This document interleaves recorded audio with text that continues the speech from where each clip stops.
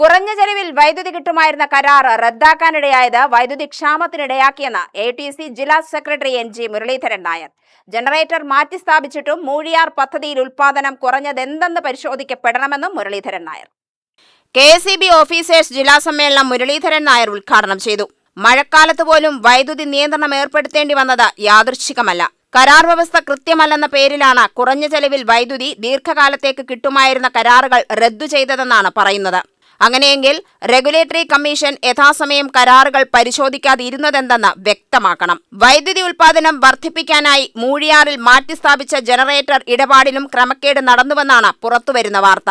അധിക വിലയ്ക്ക് വാങ്ങുന്ന വൈദ്യുതി ചെലവിന്റെ ഭാരം വരുന്നത് ഉപഭോക്താക്കൾക്കാണ്. വൈദ്യുതി ഇടപാടുകൾ അന്വേഷിക്കുകയും കുറ്റക്കാർക്കെതിരെ നടപടി സ്വീകരിക്കുകയും വേണമെന്നും മുരളീധരൻ നായർ ആവശ്യപ്പെട്ടു.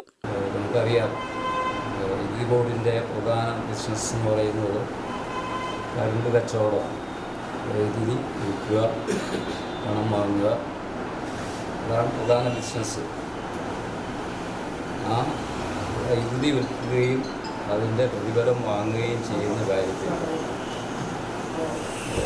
ഇപ്പോൾ കൂടിയിട്ടുള്ള പ്രതിസന്ധികൾ ഒരു പക്ഷേ യാദൃശ്ചികമായി ഉണ്ടായ പ്രതിസന്ധിയാണെന്ന് കാണാൻ കഴിയുക.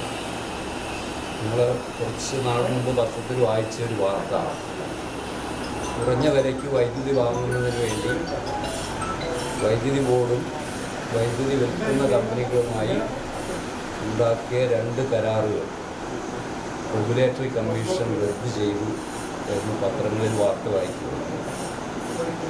റദ്ദ് ചെയ്യാനുണ്ടായ കാരണം നിയമത്തിലെ വ്യവസ്ഥകൾ പാലിച്ചുള്ള കരാറല്ലായിരുന്നു.